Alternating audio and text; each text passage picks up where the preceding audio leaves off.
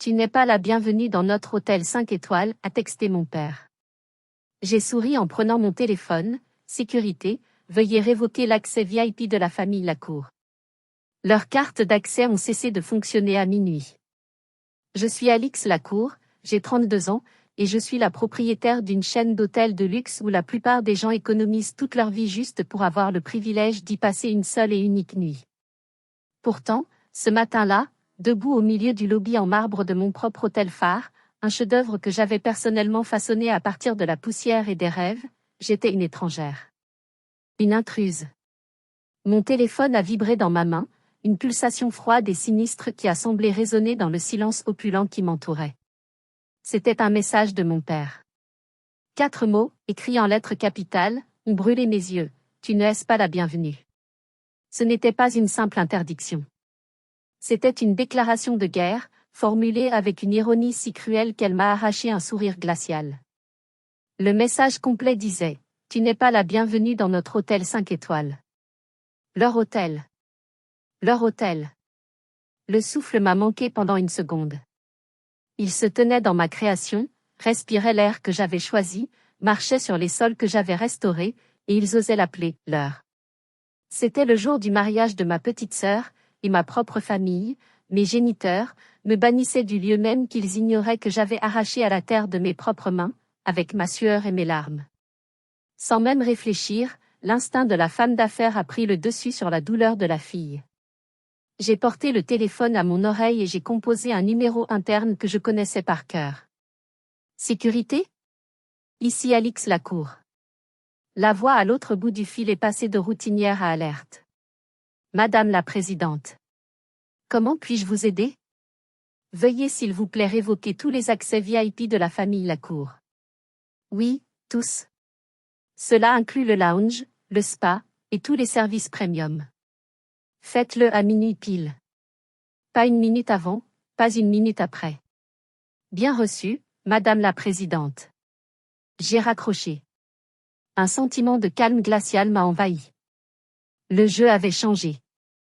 J'ai grandi à Aix-en-Provence, dans une de ces magnifiques maisons anciennes du quartier Mazarin, une bâtisse en pierre de taille avec des plafonds de 4 mètres de haut, des parquets qui craquaient sous chaque pas et une odeur permanente de cire d'abeille et de livres anciens. Notre nom, Lacour, était gravé sur une plaque en laiton à côté de la lourde porte d'entrée. Ce nom signifiait quelque chose à Aix, la tradition, la respectabilité, une lignée de juristes et de notables. Mon père, Gérard, incarnait cette tradition. C'était l'un des notaires les plus en vue de la ville, un homme rigide dont les costumes semblaient taillés dans le marbre. Ses émotions étaient aussi contrôlées que ses clauses contractuelles. Ma mère, Françoise, était son parfait complément. Elle ne travaillait pas, elle gérait notre statut social, ce qui consistait à organiser des dîners impeccables, à siéger au comité des bonnes œuvres et à s'assurer que nous fréquentions les bonnes personnes. Et puis, il y avait mon frère aîné, Bastien. Le fils prodige, l'héritier. Brillant, charmant, il suivait sans effort la voie dorée tracée pour lui, les meilleures écoles, la faculté de droit, un avenir tout tracé dans le cabinet de notre père. Et au milieu de ce tableau parfait, il y avait moi. L'anomalie. Dans la sainte trinité de la famille Lacour, le droit, la médecine, la finance, ma passion était un blasphème. Mon obsession à moi, ce n'était pas les codes de loi ou les marchés boursiers. C'étaient les hôtels. Cette fascination est née lors de nos vacances annuelles. Pendant que ma famille visitait les musées ou s'adonnait à des conversations polies au bord de la piscine, je m'échappais. Je passais des heures assis sur un fauteuil dans un coin du lobby, simplement à regarder. J'étais hypnotisé par le ballet invisible qui se jouait devant moi, le ballet des portiers, des réceptionnistes, des concierges. La façon dont des centaines de rouages humains s'imbriquaient pour créer une illusion de perfection et de calme. Ce n'était pas le luxe qui me fascinait, c'était la machine. L'opération. Un jour, j'avais peut-être 12 ans, nous étions dans un grand hôtel à Genève. J'ai passé 1 heure à discuter avec le concierge en chef, un homme merveilleux qui m'a expliqué l'histoire des clés d'or. Ma mère est arrivée, mortifiée. Alix, arrête d'embêter ce monsieur. Tu nous fais honte. Le soir, au dîner, mon père a décidé qu'il était temps de mettre fin à cette phase ridicule. Écoute-moi bien, a-t-il dit, sa voix ne laissant place à aucune discussion. Ce que tu admires, c'est un métier de domestique. Tu comprends ces mots? C'est un travail de service. On paie ces gens pour qu'ils nous servent. Une lacour ne sert pas les autres. C'est indigne de notre nom. C'est clair? Métier de domestique. Le mépris dans sa voix était une gifle. Bastien a ricané dans son verre. Ma mère a fixé son assiette, son silence étant une forme d'approbation. Mon rêve était indigne. Alors, j'ai appris à le cacher. Ma chambre est devenue mon QG secret. Les murs étaient couverts, non pas de posters de chanteurs, mais de plans d'hôtels que j'avais dessinés, d'articles découpés sur des rénovations hôtelières. J'ai tout lu sur César Ritz, sur Conrad Hilton. Je faisais semblant de réviser mon droit constitutionnel, mais sous mon manuel, je lisais des études de cas sur le marketing hôtelier. Ils pensaient m'avoir maté. Ils pensaient que je finirais par accepter mon sort, par devenir une avocate respectable ou, à défaut, l'épouse d'un homme respectable. Ils ne pouvaient pas avoir plus tort. Une graine de défi venait d'être plantée. Assise seule dans ma chambre, je me suis fait une promesse. Un jour, ils ne riraient plus. Un jour, ils entreraient dans un de mes hôtels, et ils seraient forcés de voir. Mais même dans mes rêves les plus fous, je n'avais pas imaginé que même en se tenant au milieu de mon rêve accompli, entouré par la beauté que j'avais créée, ils seraient toujours et à jamais aveugles. L'année de mes 18 ans a été l'année de la grande confrontation, celle qui allait définir le reste de ma vie. Pour ma famille, l'affaire était entendue.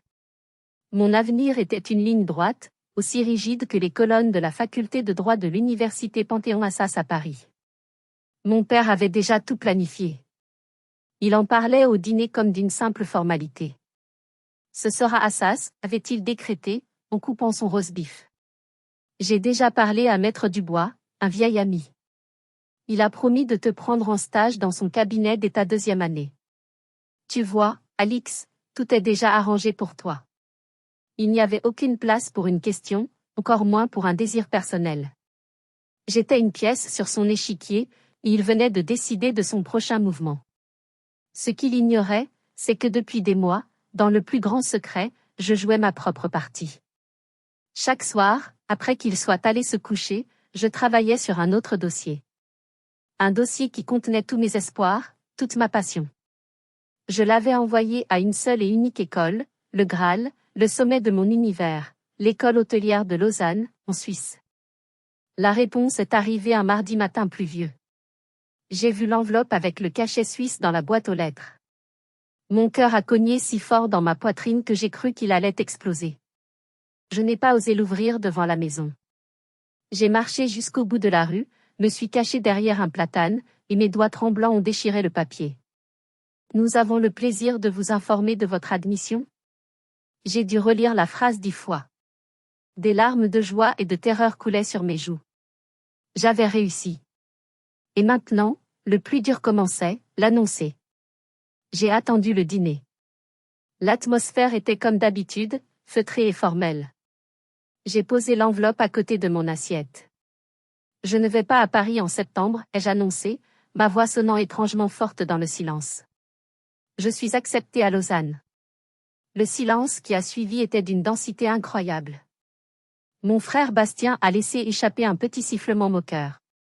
Ma mère a blêmi, sa main se crispant sur sa serviette. Mon père a lentement posé ses couverts. Il a essuyé sa bouche méticuleusement, puis il a fixé sur moi un regard si froid que j'ai senti un frisson me parcourir. Tu plaisantes, j'espère. Non. Tu vas immédiatement écrire une lettre pour refuser cette école de bonne, et tu accepteras ta place à la faculté de droit. C'est la fin de la discussion. C'était le moment. Le précipice. Sauter ou reculer. Non, ai-je répété, ma voix tenant à peine. Ma décision est prise. Je pars en Suisse. L'ultimatum est tombé, chaque mot pesé, chaque mot une pierre. Très bien. Si tu choisis de nous déshonorer, si tu choisis cette voie ridicule, tu le feras seul. Complètement seul. Nous ne paierons pas un seul centime pour cette mascarade. Tu n'es plus notre responsabilité financière. À toi de voir si ton caprice vaut ce prix. Il était convaincu que j'allais m'effondrer. Que la peur de perdre mon confort, ma sécurité, mon héritage, serait plus forte que mon rêve. Il a sous-estimé la force d'une personne qui n'a rien à perdre, car elle n'a jamais eu le sentiment d'être acceptée. D'accord, ai-je soufflé. Ce seul mot a brisé les chaînes. La vie à Lausanne a été un baptême du feu. Les frais de scolarité étaient exorbitants. J'ai contracté le plus gros prêt étudiant possible. Et j'ai travaillé comme une forcenée. J'avais 3 jobs, réceptionniste de nuit dans un petit hôtel près de la gare, serveuse dans une brasserie bondée le week-end, et je donnais des cours de français à des étudiants étrangers fortunés qui payaient bien. Je dormais à peine. J'étudiais la gestion des palaces et le service du caviar, tout en survivant avec des sandwichs au fromage et en comptant chaque franc suisse. Mes contacts avec ma famille se sont réduits à des appels téléphoniques glaciaux pour les anniversaires et Noël. Ils ne sont jamais venus me voir. 4 ans plus tard, le jour de la remise des diplômes, j'étais la majeure de ma promotion. J'avais envoyé 2 invitations. Dans l'immense auditorium, au milieu des rires et des flashs des familles, 2 chaises à côté de moi sont restées désespérément vides. J'ai appris plus tard, par un message laconique de ma sœur, qu'ils n'étaient pas venus parce qu'ils étaient au gala annuel du notariat, à Aix. Un événement social plus important que la réussite de leur fille. Assise là, seule avec mon diplôme, la douleur était si profonde, si aiguë, qu'elle a fini par brûler et laisser place à une détermination de fer. Ce n'était plus de la tristesse. C'était du carburant. J'ai fait une promesse silencieuse. Je ne chercherai plus jamais leur approbation. Je construirai quelque chose de si grand, de si indéniable, qu'ils seraient un jour obligés de le reconnaître. Je n'imaginais pas encore à quel point j'avais tort sur ce dernier point. À 22 ans, fraîchement diplômée de Lausanne, je suis arrivée à Paris avec une valise, une dette étudiante abyssale et une ambition féroce. Mon premier travail n'avait rien du glamour des palaces que j'avais étudiés. J'étais réceptionniste de nuit dans un grand hôtel 5 étoiles près des Champs-Élysées. Mon salaire était misérable, juste assez pour payer le loyer de mon studio de 15 mètres carrés au 6e étage sans ascenseur. Mes nuits étaient un kaléidoscope de clients exigeants, de touristes perdus, d'hommes d'affaires ivres et de la sonnerie stridente du téléphone. Mais j'étais à la meilleure des écoles. J'observais, j'apprenais, j'absorbais chaque détail du fonctionnement de cette immense machine. Le tournant de ma vie est arrivé 6 mois plus tard, une nuit glaciale de février. Il était 3 heures du matin. Un homme a fait irruption dans le lobby, hurlant comme un possédé. C'était un PDG américain, un client extrêmement important. La compagnie aérienne avait égaré son bagage principal, celui qui contenait les documents et le costume pour sa réunion la plus importante de l'année, à 9 heures le matin même.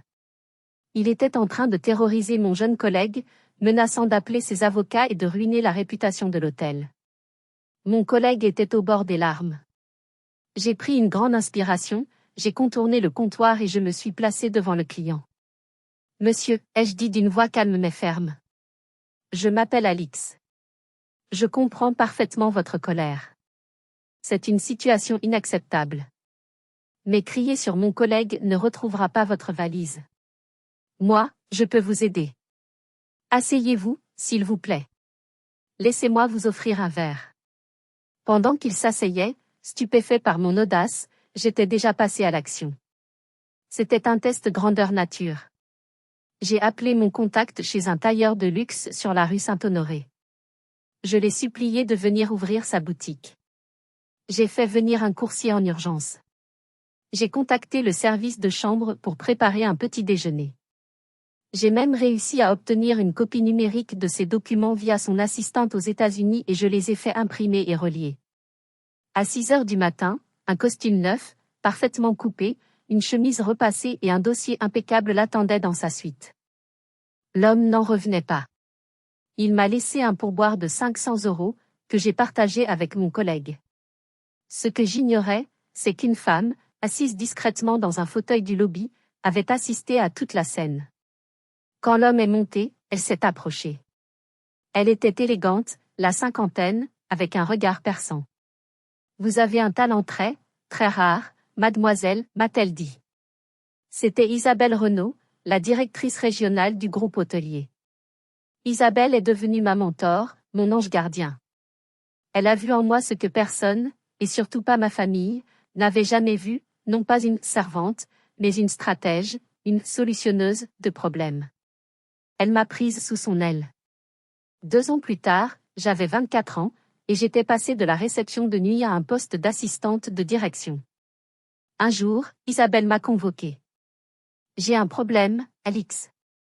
Notre hôtel à Lyon. C'est un désastre. Il perd de l'argent, le personnel est au bord de la mutinerie. J'y envoie ma meilleure équipe, mais j'ai besoin d'un chef. Je veux que tu y ailles. C'était une mission suicide. Si tu réussis, a-t-elle ajouté, le ciel est ta seule limite. Les 18 mois suivants à Lyon furent un combat de tous les instants. J'ai restructuré, j'ai négocié, j'ai inspiré, j'ai à peine dormi. Et j'ai réussi. L'hôtel de Lyon est passé de cancre du groupe à son fleuron le plus rentable.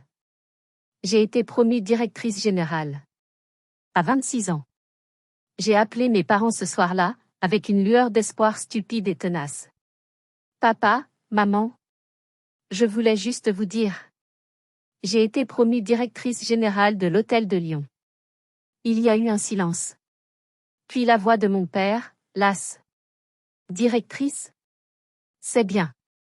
C'est bien. Ton frère, Bastien, vient d'être promu associé senior dans son cabinet d'avocat. Ça, Alix, c'est une vraie carrière. Mes félicitations pour ton poste. Il a raccroché. Je suis allée dans la réserve de l'hôtel, je me suis assise par terre, et j'ai pleuré pendant 10 minutes. J'ai essuyé mes larmes, j'ai rajusté mon tailleur et je suis retournée travailler. La tristesse s'était transformée en une rage froide, une détermination de diamant. Mais dites-moi, honnêtement, qu'auriez-vous fait à ma place? Auriez-vous abandonné face à un tel mépris constant? Ou est-ce que cela vous aurait donné encore plus la rage de réussir, juste pour leur prouver, une fois pour toutes, qu'ils avaient tort? Dites-le moi dans les commentaires, votre opinion m'intéresse. Ce soir-là, à Lyon, j'ai pris une décision. Je ne travaillerai plus jamais pour construire le rêve de quelqu'un d'autre. J'allais construire le mien. À 27 ans, j'ai pris la décision la plus terrifiante de ma vie. J'ai démissionné de mon poste de directrice générale, un poste prestigieux et très bien payé. Tout le monde pensait que j'étais folle. Ma mentor, Isabelle, a été la seule à comprendre. J'avais un plan. Un plan audacieux, presque suicidaire. J'avais économisé chaque euro gagné, vivant frugalement pendant que je gérais des budgets de plusieurs millions. J'ai vidé tous mes comptes. J'ai convaincu Isabelle et 2 de ses contacts, des investisseurs privés qui avaient suivi mon succès à Lyon, de me faire confiance. J'ai mis sur la table tout ce que j'avais, et eux ont mis le reste. Avec cet argent, je n'ai pas acheté un appartement ou une voiture de sport. J'ai acheté une ruine. C'était une vieille bastide du XVIIIe siècle, aux portes d'Aix-en-Provence, ma ville natale. Un lieu magnifique, autrefois la demeure d'une famille noble, mais abandonnée depuis des décennies. Le toit était effondré, les fenêtres brisées, le jardin était une jungle impénétrable. Quand je l'ai visité, mon avocat m'a dit, Alix, c'est un gouffre financier. N'achetez pas ça. Mais je voyais au-delà des décombres. Je voyais le grand escalier restauré, les suites avec vue sur les champs de lavande, le restaurant gastronomique dans l'ancienne orangerie. Je voyais mon rêve. J'ai signé l'acte de vente chez un notaire d'Aix, un collègue de mon père. L'ironie était délicieuse. J'ai contracté des millions d'euros de dettes. Les 2 années suivantes, de 27 à 29 ans, ont été un brouillard de travail acharné. Ma vie, c'était ce chantier. Je n'étais pas une PDG dans une tour d'ivoire. J'étais sur place à 6 heures du matin, avec des bottes de sécurité et un casque, à superviser les maçons, à négocier avec les plombiers, à choisir personnellement chaque poignée de porte, chaque couleur de peinture. J'ai appris à lire un plan d'architecte, à comprendre la résistance des matériaux. Les nuits, je travaillais sur le business plan, le marketing, le recrutement. Je me suis endormie plus d'une fois sur mon bureau, au milieu des plans et des factures. Il y a eu des moments où j'ai cru que j'allais tout perdre. Des moments de panique pure, seul à 3 heures du matin, me demandant si j'avais fait la plus grosse erreur de ma vie. À 29 ans, l'hôtel Éclat d'Aix a ouvert ses portes. Ce fut un succès instantané et foudroyant. La presse spécialisée en a parlé comme du renouveau de l'hôtellerie provençale. Il est devenu la destination de choix pour les célébrités et les esthètes du monde entier. Il était complet 1 an à l'avance. Entre 29 et 32 ans, j'ai surfé sur cette vague. Les bénéfices ont été réinvestis. J'ai attiré des investisseurs bien plus importants. J'ai racheté un petit hôtel en difficulté à Cannes, puis un autre à Biarritz, et un manoir dans le Luberon. La chaîne Les Hôtels Éclat était née, et j'étais à sa tête. Et ma famille? Ils ne savaient rien. Comment? C'était un mélange de circonstances et de choix délibérés. Mon entreprise mère opérait sous un nom technique, Aura Hospitality Solutions. La presse qui parlait de moi était la presse économique, des journaux que mon père, notaire de province, ne lisait pas. Et surtout, ils ne voulaient pas savoir. Dans leur esprit, j'étais Alix, la gérante d'hôtel. C'était plus simple pour eux. Pourquoi est-ce que je n'ai rien dit? La vérité est complexe. Au début, c'était par peur. Peur de leur jugement, de leur mépris. Peur qu'ils trouvent un moyen de minimiser ma réussite. Et puis, c'est devenu une sorte de plaisir secret. C'était mon jardin secret, mon monde à moi, un empire bâti en silence. C'était la seule partie de ma vie qu'ils ne pouvaient pas toucher, pas critiquer, pas salir. L'ironie de cette situation a atteint son paroxysme 6 mois avant le mariage de ma sœur. Mon frère Bastien m'a appelé. Alix? Dis-moi, tu es toujours dans ce milieu de l'hôtellerie, n'est-ce pas? Tu dois connaître du monde. J'ai un très gros client, un industriel, qui veut organiser un séminaire pour son comité de direction. Il m'a parlé de ce nouvel endroit très à la mode à Aix. L'hôtel Éclat. Ça a l'air sublime, mais complètement hors de prix. Tu ne connaîtrais pas un manager, quelqu'un à la réception, qui pourrait me faire un geste commercial? Un surclassement, une bonne bouteille, tu vois le genre. J'ai fermé les yeux, un sourire mi-amusé, mi-triste sur les lèvres. Mon propre frère. Me demandant de quémander une faveur dans mon propre hôtel. Je verrai ce que je peux faire, Bastien. J'ai personnellement appelé Marc. Le client de Maître Lacour aura la suite présidentielle. Offrez-lui le meilleur champagne. La facture sera envoyée à mon bureau. 1 semaine plus tard, Bastien m'a rappelé, triomphant. Incroyable. Mon client a été traité comme un pacha. Finalement, ça paie d'avoir des relations. Je ne sais pas qui tu as appelé, mais c'était efficace. Je leur dois une fière chandelle. Je n'ai rien dit. Je me contentais de sourire. L'ironie était délicieuse et amère à la fois. Mais je ne savais pas que toute ma famille s'apprêtait à devenir mes clients les plus exigeants, les plus difficiles, et les plus ignorants que je n'ai jamais vus. 3 mois plus tard, le téléphone a sonné. C'était Camille, ma petite sœur, sa voix pétillante de bonheur. Elle allait se marier avec Brian, son fiancé, un homme charmant et simple, tout ce que ma famille n'était pas. J'étais sincèrement heureuse pour elle. Camille avait toujours été une présence douce dans ma vie, une alliée silencieuse, même si elle n'avait jamais eu la force de s'opposer frontalement à nos parents. Et Alix, a-t-elle poursuivi, son excitation montant d'un cran. Tu ne devineras jamais où nous allons célébrer ça. Enfin, où papa et maman ont décidé que nous allions le célébrer. Ils ont tout pris en main. Un pressentiment m'a glacé le sang. Où ça, Camille? À l'hôtel Éclat d'Aix. Tu te rends compte? C'est l'endroit le plus incroyable de toute la Provence. J'y suis allée pour le thé avec une amie, c'est un rêve. Papa a dit que c'était incroyablement cher, mais qu'il avait réussi à négocier un prix d'enfer parce qu'il était un client important et qu'il connaissait les bonnes personnes. Point. Un prix d'enfer. Un client important. J'ai failli éclater d'un rire hystérique.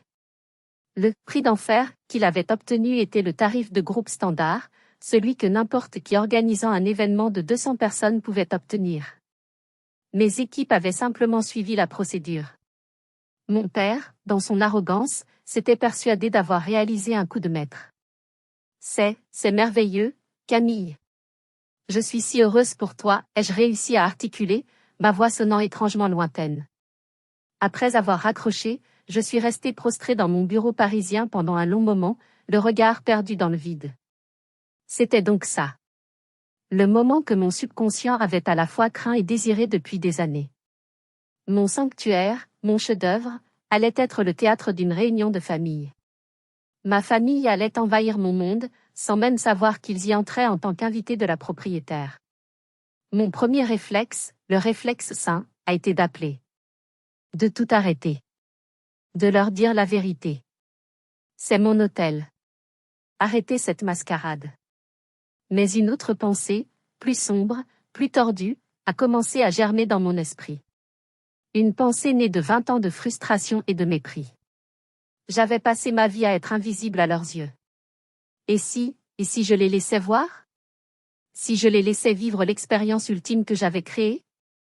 S'ils étaient éblouis par le service impeccable, par le luxe discret, par la perfection de chaque détail, avant de savoir que tout cela venait de la domestique, de la famille, de la fille aux rêves indignes? La tentation était trop grande. C'était une expérience psychologique que je ne pouvais pas laisser passer. C'était ma petite revanche. Ma pièce de théâtre privée, dont j'étais la seule à connaître le dénouement. J'ai pris mon téléphone et j'ai appelé Marc, le directeur général de l'hôtel d'Aix. Marc, ai-je dit d'une voix calme et mesurée. Nous allons avoir des invités très spéciaux dans les mois à venir pour le mariage de ma sœur. C'est ma famille. Monsieur et Madame Lacour. Magnifique, Madame la Présidente. Nous allons leur réserver un accueil royal. Non, Marc? Écoutez-moi très attentivement. Ils ne savent rien. Absolument rien. Pour eux, ils sont des clients importants, mais des clients comme les autres. Et pour eux, je suis juste Alix, la sœur de la mariée, celle qui a un petit job dans l'hôtellerie. Est-ce que c'est parfaitement clair? Il y a eu un long silence à l'autre bout de la ligne. J'imaginais son cerveau en train de traiter l'information. Je crois comprendre, madame. Mais, quelle est la procédure? La procédure est simple. Vous leur offrez le meilleur service. Vous répondez à leurs demandes. Vous les traitez comme des VIP. Mais vous me rapportez absolument tout. Chaque demande, chaque plainte, chaque commentaire, chaque caprice. Vous serez mes yeux et mes oreilles. Et surtout, Marc. Surtout, mon nom ne doit jamais être prononcé en lien avec la propriété de cet hôtel. Parfaitement compris, madame. Certains d'entre vous, en m'écoutant, pensent peut-être que j'étais folle. Que j'aurais dû leur dire la vérité et éviter tout ce drame. Et croyez-moi, une partie de moi le voulait. Mais l'autre partie, celle qui avait été blessée et ignorée pendant tant d'années, voulait désespérément qu'ils aiment mon œuvre avant de savoir que c'était la mienne. Je voulais les voir admirer mon travail, sans le filtre de leur mépris habituel. Continuer à regarder, car cette décision, cette petite expérience secrète, a déclenché une avalanche que même moi, je n'aurais jamais pu prévoir. Les préparatifs du mariage ont commencé. Et avec eux, le début du cauchemar. Le mois qui a suivi a été l'un des plus surréalistes de toute ma vie. Je menais une double vie. À Paris, j'étais la PDG, dirigeant des réunions de budget, négociant des acquisitions, une femme de pouvoir dans un monde d'hommes. À Aix-en-Provence, lors des réunions de planification du mariage, je n'étais plus personne. J'étais Alix, la sœur de la mariée, assise en silence à côté de mes parents, obligée de sourire pendant qu'ils démantelaient mon chef-d'œuvre, détail par détail. Étant persuadés d'être des clients exceptionnels ayant obtenu un prix exceptionnel, ils se comportaient avec une arrogance sans limite. C'était un spectacle à la fois fascinant et exaspérant. Ma mère, Françoise, a commencé avec des critiques esthétiques. Lors de la première visite, elle a balayé du regard les immenses compositions florales du lobby, des créations d'un artiste parisien que je payais une fortune. C'est un peu moderne, n'est-ce pas, a-t-elle murmuré à mon chef fleuriste, un homme au talent immense. Presque vulgaire. Pour le mariage, je voudrais quelque chose de plus classique. Des roses blanches. Uniquement des roses blanches. Mon fleuriste, blême, a noté, uniquement des roses blanches. Ensuite, ce fut le tour de mon père. Et c'était bien pire. Mon père, le notaire, se croyait expert en tout. Il a exigé de voir le contrat de l'événement. Le directeur des banquets, Thomas, un homme charmant et patient, le lui a présenté. Mon père a sorti un stylo rouge de sa veste, comme s'il s'apprêtait à corriger la copie d'un étudiant. Devant moi, sous mes yeux, il a commencé à barrer des clauses entières. Cette clause de responsabilité est léonine, a-t-il déclaré d'un ton professoral. Elle est entièrement à l'avantage de l'hôtelier. C'est inacceptable d'un point de vue juridique. Je suis notaire, mon cher monsieur, je sais lire un contrat. Vous allez me modifier cet alinéa, et celui-ci, et celui-là. Thomas me lançait des regards de pure panique par-dessus les lunettes de mon père. Je lui ai envoyé un texto discret sous la table, acceptez toutes ses demandes. Mon service juridique validera un avenant. J'ai dû payer une prime à mon cabinet d'avocat pour qu'il travaille toute la nuit sur un faux contrat modifié qui satisfasse l'ego démesuré de mon père, tout en protégeant légalement mon entreprise. Mais ce n'était qu'un avant-goût. Leurs demandes sont devenues de plus en plus extravagantes. Ils ont exigé le surclassement de 20 chambres pour des cousins éloignés que je n'avais pas vus depuis 10 ans. Gratuitement, bien sûr, a précisé ma mère. C'est la moindre des choses pour une facture de cette ampleur.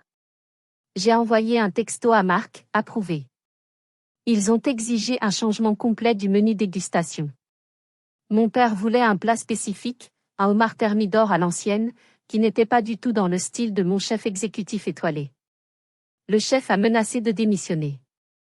J'ai dû l'appeler personnellement et le supplier, lui promettant une prime exceptionnelle.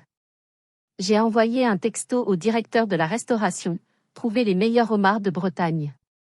Peu importe le prix. La demande la plus folle est venue de ma mère. Une semaine avant le mariage. Elle a décidé que la couleur des rideaux de la grande salle de bal, un somptueux velours de soie gris perle que j'avais mis des mois à trouver, était un peu triste. Elle voulait du bleu roi. Il a fallu faire venir en urgence un tapissier de Lyon. L'opération a coûté plus de 15 000 €, payés directement de ma poche. J'assistais à tout cela, un sourire de Joconde figé sur mon visage. Ma sœur Camille était mortifiée. Papa, maman, s'il vous plaît, arrêtez, tout est déjà parfait. Chérie, répondait ma mère avec une condescendance infinie. C'est le plus beau jour de ta vie. Nous payons une fortune.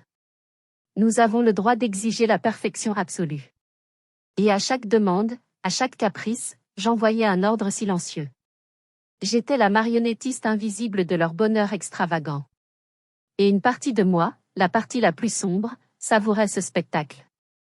Allez-y, pensais-je. Continuez. Demandez la lune. Profitez de mon succès. Baignez-vous dans le luxe que mon métier de domestique a si généreusement payé. Je pensais que je contrôlais la situation. Je pensais que ce petit jeu secret était ma victoire silencieuse. J'avais tort. La corde était tendue à son point de rupture. Et elle a été brutalement tranchée par mon propre père, le matin même du mariage. Le matin du mariage est arrivé, baigné d'une lumière provençale parfaite.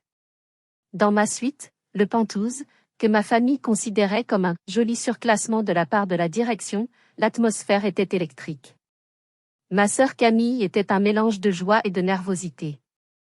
J'essayais de la calmer, de la faire rire, déterminée à ce que, malgré la folie de nos parents, cette journée soit la sienne, et uniquement la sienne. Puis mon téléphone professionnel, celui que je gardais en mode silencieux, a vibré frénétiquement. C'était une série de messages de Marc, mon directeur général.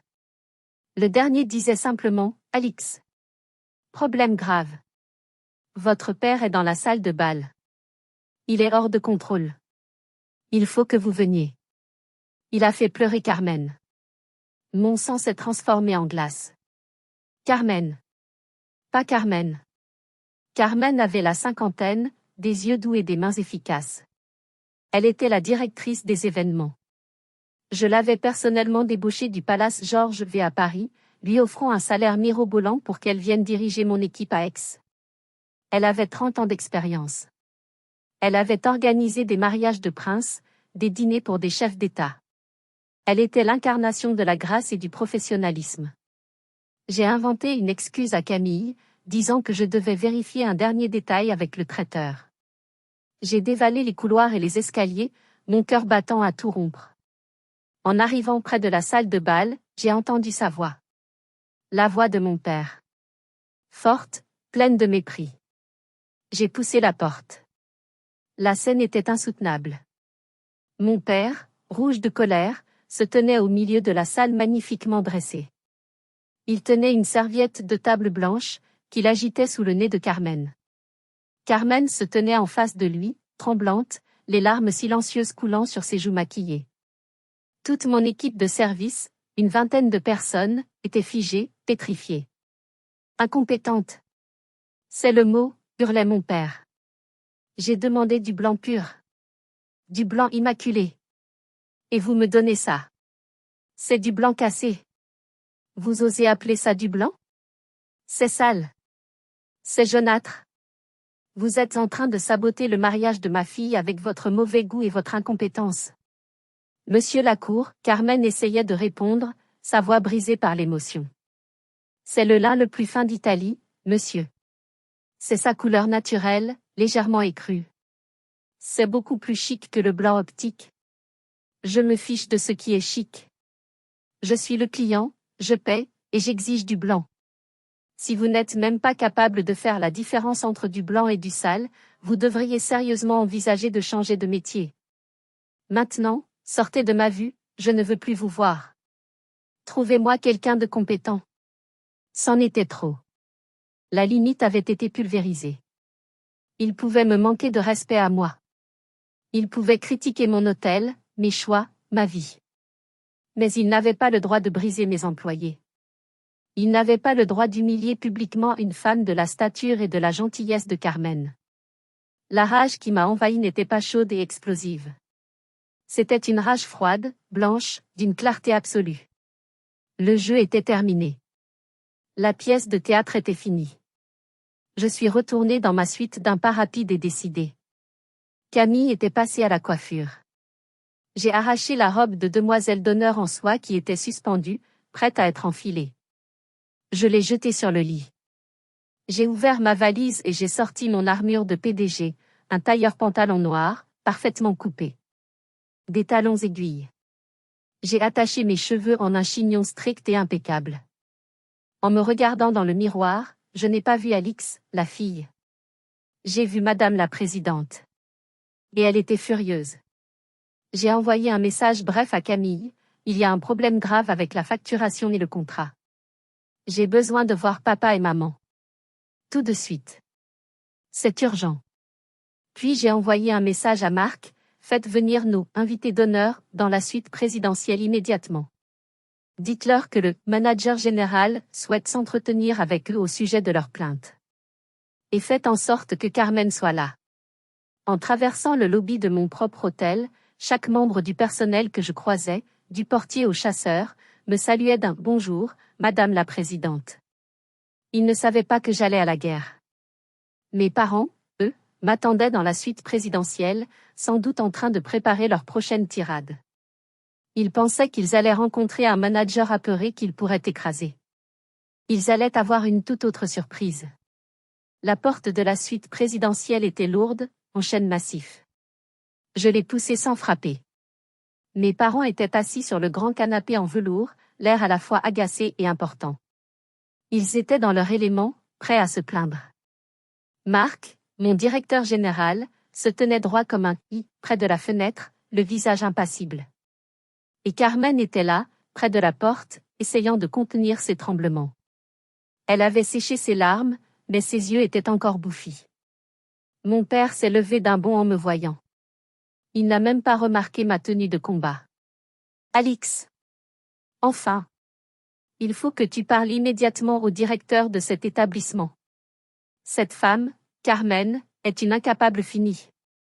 Elle a failli tout gâcher avec une histoire de serviette. Asseyez-vous, papa. Ma voix était si calme, si dénuée d'émotion, qu'elle la coupait net. Il m'a regardé, surpris. Mais Alix, ce n'est pas le moment de... a commencé ma mère d'un ton plaintif. Asseyez-vous. Tous les deux. Le ton n'était plus celui de leur fille de 32 ans. C'était celui de la femme qui signait leur chèque de paie. Ils ont obéi, lentement, une lueur d'incompréhension dans leurs yeux. J'ai marché lentement jusqu'au centre de la pièce. J'ai regardé mes parents, puis j'ai regardé Carmen. Alors, résumons la situation. Vous n'êtes pas satisfait du service. Vous pensez que Carmen, ici présente, est incompétente. Absolument, a rétorqué mon père, retrouvant sa suffisance. Pour le prix exorbitant que nous payons, nous sommes en droit d'attendre. Laissez-moi vous expliquer comment les choses fonctionnent ici, l'ai-je interrompu, ma voix tranchante comme le verre. Carmen, que vous avez insultée et humiliée devant 20 personnes, est la directrice des événements la plus respectée et la plus talentueuse de France. Et elle travaille pour moi. Ma mère a froncé les sourcils. Comment ça, pour toi? Tu as été embauchée ici? C'est pour ça que nous avons eu les surclassements? Non. J'ai pris une grande inspiration, le moment de vérité était arrivé. Je ne travaille pas ici. Je ne suis pas une gérante. Cet hôtel, l'hôtel Écladex, m'appartient. Le silence qui est tombé dans la suite était absolu. On aurait pu entendre une plume tomber sur l'épaisse moquette. Toute la chaîne, ai-je continué, ma voix résonnant dans le silence. Cannes. Biarritz. Le Luberon. Bientôt Paris. Tout m'appartient. Les hôtels Éclat, c'est moi. Ma mère a porté la main à son cœur, comme si elle allait s'évanouir. Elle est devenue blanche comme un linge. Mon père, lui, m'a dévisagé. Son visage est passé par une succession d'expressions, l'incrédulité, la confusion, puis la suspicion. Il a éclaté d'un rire nerveux, un rire qui sonnait faux. Arrête tes bêtises, Alix. Ce n'est vraiment pas drôle. C'est même assez pathétique. Tu te donnes en spectacle. Je n'ai pas scié. J'ai simplement regardé Marc. Marc? Pourriez-vous s'il vous plaît informer monsieur et madame Lacour de qui est leur hôte aujourd'hui, et accessoirement, votre employeur? Marc s'est avancé. Sa voix était claire et professionnelle. Monsieur Lacour, madame Lacour. Je suis le directeur général de cet établissement.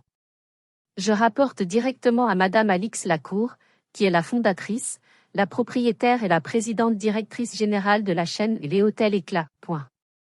La vérité, dite par un tiers, a eu l'effet d'une bombe. Le visage de mon père est passé du rouge à une nuance violacée. Il a regardé Marc, puis moi, puis Carmen. Il a compris. Il a compris les surclassements, les demandes folles acceptées sans sourciller, les rideaux changés en une nuit. Il a compris l'humiliation profonde de la situation. Et puis, son cerveau de notaire, son cerveau d'homme pragmatique, a pris le dessus. Il a dégluti, essayant de reprendre contenance. Il a tenté un sourire qui ressemblait à une grimace. Tout? C'est à toi. Il s'est raclé la gorge. Alors, eh bien, ce mariage, il est gratuit, n'est-ce pas? Puisque c'est la famille. On est d'accord? Cette phrase. Cette seule et unique phrase. Après 20 ans de mépris. Après avoir traité mon rêve de métier de domestique. Après avoir fait pleurer mon personnel. Après tout ça, le seul mot qui lui venait à l'esprit était « gratuit ». Toute la douleur, toute la tristesse que j'avais accumulée pendant des années, tout s'est évaporé. Il ne restait qu'une pureté glaciale, une clarté absolue. J'ai ri. Un rire sec, bref, sans aucune joie. Gratuit? Après la façon dont vous avez traité les gens qui se donnent corps et âme pour moi? Après m'avoir dit que ma vie entière était indigne? Non, papa. Ce mariage ne sera pas gratuit. Vous paierez chaque centime. Chaque serviette que vous avez critiquée. Chaque fleur que vous avez méprisée. Son visage s'est décomposé. La rage. L'humiliation ultime. Il tremblait de fureur. Il a sorti son téléphone, ses doigts tapant frénétiquement sur l'écran. Ting. Mon téléphone a vibré dans ma main. Je l'ai regardé. Un message de mon père. Je l'ai lu à voix haute, ma voix résonnant dans la suite silencieuse. Tu ne es pas la bienvenue dans notre hôtel 5 étoiles. Par maintenant.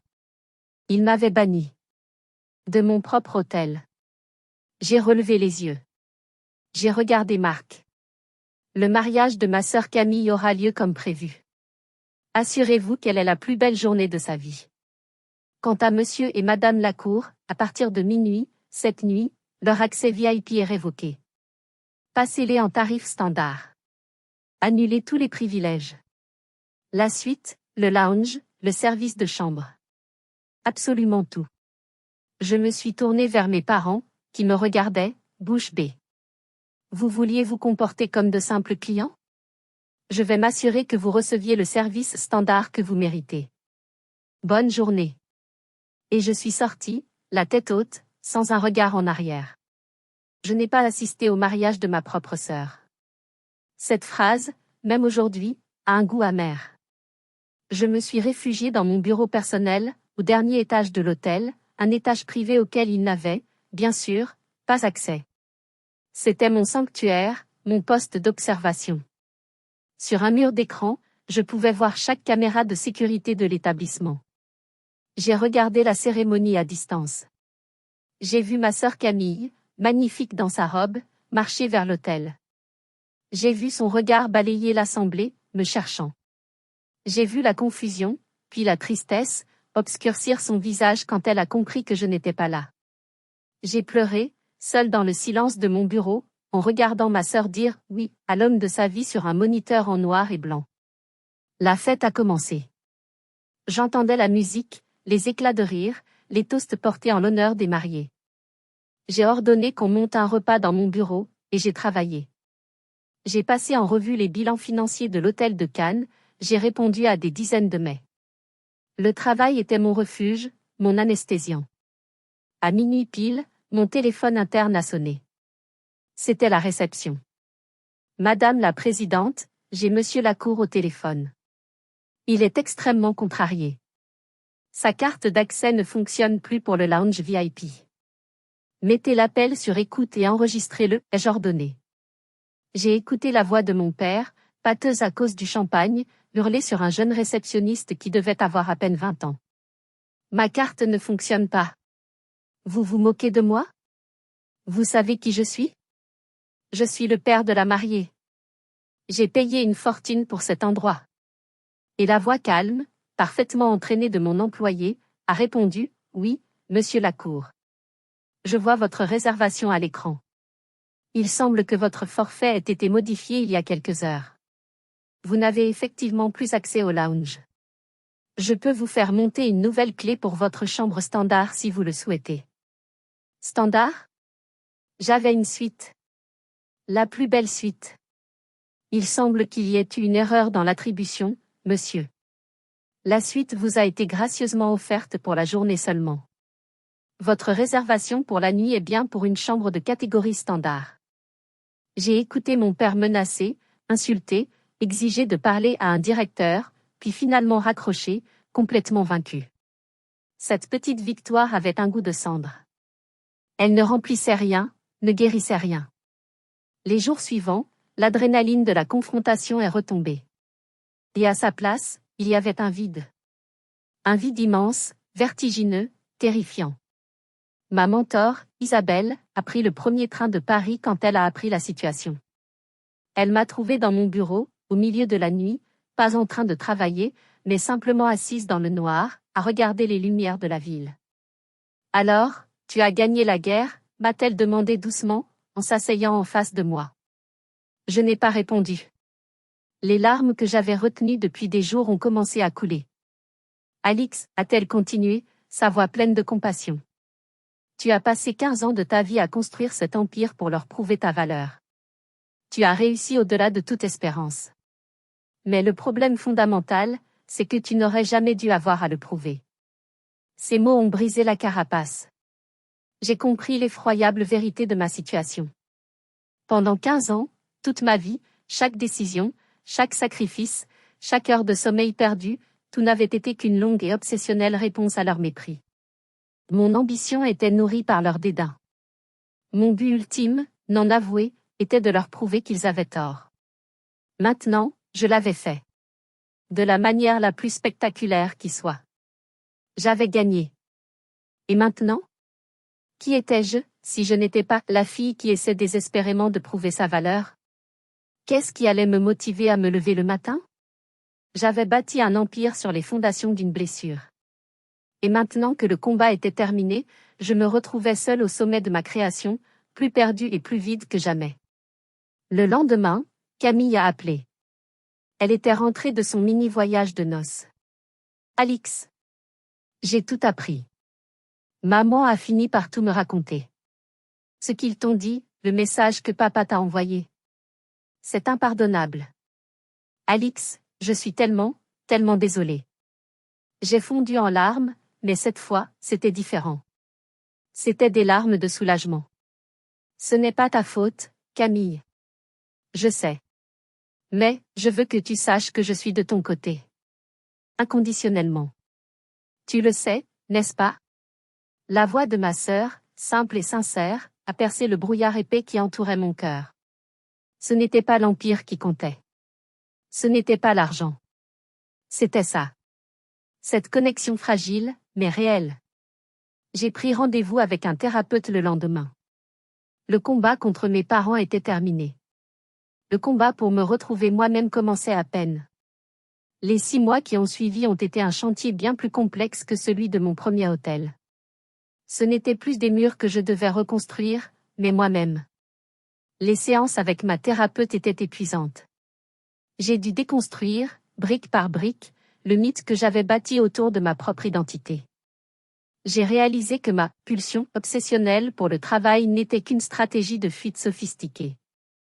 Je travaillais 18 heures par jour pour ne pas avoir une seule minute de silence, une seule minute pour affronter la douloureuse vérité. Ma propre famille ne m'aimait pas pour qui j'étais, mais pour ce que j'aurais dû être selon eux. Lentement, j'ai commencé à chercher Alix, la femme, et pas seulement Madame la Présidente, la machine à succès. Ma première action a été de donner un nouveau sens à mon empire. J'ai créé la Fondation Éclat. Une fondation entièrement financée par un pourcentage des bénéfices de mes hôtels, destinée à offrir des bourses d'études complètes à des jeunes talentueux et passionnés voulant travailler dans l'hôtellerie, mais dont les familles ne les soutenaient pas ou n'avaient pas les moyens. Je voulais devenir pour d'autres l'Isabelle que j'avais eu la chance d'avoir. C'était ma façon de transformer ma douleur en quelque chose de positif. J'ai aussi, pour la première fois de ma vie d'adulte, commencé à prendre du temps pour moi. J'ai accepté un dîner. C'était Antoine, l'architecte de renom qui avait conçu l'extension de mon hôtel à Cannes. C'était un homme brillant, drôle, dont les yeux pétillaient de passion quand il parlait d'architecture. Il se fichait complètement de mon chiffre d'affaires. Il était tombé amoureux d'Alix, la femme qui riait à ses blagues et qui aimait marcher pieds nus sur la plage, pas de la PDG qui dirigeait un empire. Il m'a appris à déconnecter, à savourer un repas sans regarder mon téléphone toutes les 5 minutes. Et puis, un jour, j'ai reçu un email. De ma mère. Il n'y avait pas de texte, pas d'excuses, pas de salutation. Juste un lien. C'était un article du journal Le Figaro, un long portrait de 2 pages sur moi, intitulé « Alix Lacour, la révolution silencieuse de l'hôtellerie de luxe ». L'article racontait tout, mon parcours depuis Lausanne, ma vision, mes sacrifices. En dessous du lien, ma mère avait tapé 3 mots, comme une confession. Nous ne savions pas. J'ai longuement réfléchi à la manière de répondre.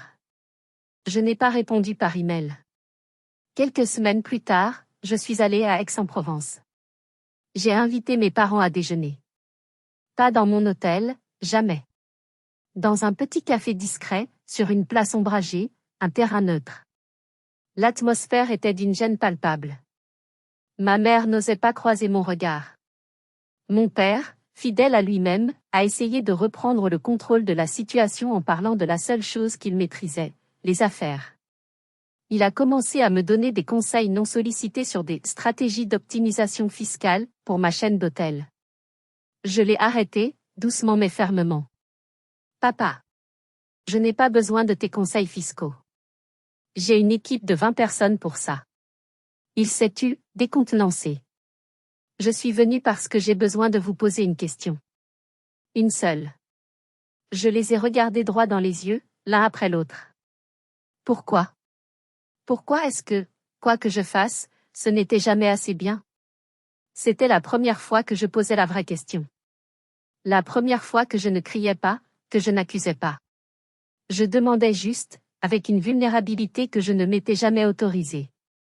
Ma mère a été la première à craquer. Elle a fondu en larmes, silencieusement. On ne comprenait pas, Alix. On avait peur pour toi. Ce milieu, il nous semblait si frivole, si incertain. Indigne ai-je complété, sans une once de colère. Mon père a regardé ses mains posées sur la table. Pour la toute première fois de ma vie, j'ai vu mon père, le grand notaire Gérard Lacour, avoir l'air perdu. Quand tu es parti à Lausanne, a-t-il dit d'une voix rauque, presque inaudible. J'ai cru que tu nous rejetais. Que tu rejetais notre monde, nos valeurs. J'ai cru que tu avais honte de nous. J'étais abasourdi. C'est moi qui croyais que vous aviez honte de moi. Ce n'était pas une réconciliation magique. Ce n'était pas un pardon instantané. C'était le début fragile d'une conversation, une conversation que nous aurions dû avoir 20 ans plus tôt. C'était VNGV, douloureux, et rempli de silence. Mais c'était un début. 1 an a passé depuis cette conversation au café. Une année de petits pas, de progrès fragiles. Ce soir, je suis sur le toit de mon tout nouvel hôtel, celui de Paris, qui ouvre ses portes. C'est la consécration de tout mon travail. La tour Eiffel scintille juste en face. Antoine, l'architecte qui est devenu l'homme de ma vie, est à côté de moi, sa main solidement ancrée dans la mienne. Mon téléphone vibre. Ce n'est pas un message de mon travail. C'est une photo. Une échographie en noir et blanc. Un message de Camille. Tu vas être tata. C'est une fille. Je sens les larmes monter, chaudes et rapides. Des larmes de joie pure, une joie simple et bouleversante. Tout va bien? Demande Antoine, inquiet. Tout est absolument parfait, je réponds en lui montrant la photo. Je vais être tata. Cette pensée me remplit d'un bonheur plus profond que n'importe quelle acquisition ou bilan financier. Plus tard dans la soirée, la fête d'inauguration bat son plein. C'est l'événement mondain de l'année à Paris. Le tout Paris est là. Et au milieu de la foule, je vois ma famille. Ils sont venus. Ils sont un peu maladroits, un peu intimidés par le luxe et le faste, mais ils sont là. Ma mère tient le bras de ma sœur, dont le ventre commence à s'arrondir. Et puis, je vois la scène qui met un point final à mon histoire. Mon père discute avec un banquier très influent, l'un de mes principaux investisseurs. Le banquier me désigne de la tête, de l'autre côté de la somptueuse salle de bal. J'observe mon père. Je le vois se tenir un peu plus droit. Je le vois hocher la tête. Et je lis sur ses lèvres plus que je n'entends sa voix. Oui, dit-il au banquier. C'est ma fille. Alix. C'est elle, oui, c'est elle qui a créé tout ça. Il l'a dit. Et il y avait quelque chose de nouveau dans sa voix. Pas seulement de la surprise. De la fierté. Une fierté réelle, nouvelle, et encore un peu fragile. Je l'ai vue. Et j'ai souri. Non pas parce que j'avais enfin obtenu son approbation après une vie entière de lutte. J'ai souri parce qu'en l'entendant, j'ai réalisé avec une clarté absolue que cela n'avait plus aucune importance. Sa fierté était un bonus agréable, mais ce n'était plus le but de ma quête. Mon succès, ma valeur, mon bonheur, tout cela m'appartenait enfin, entièrement. C'était à LN3, ou trop, mon histoire a eu une fin compliquée, mais finalement, une fin heureuse. Le plus grand triomphe de ma vie n'a pas été de prouver à mes parents qu'ils avaient tort.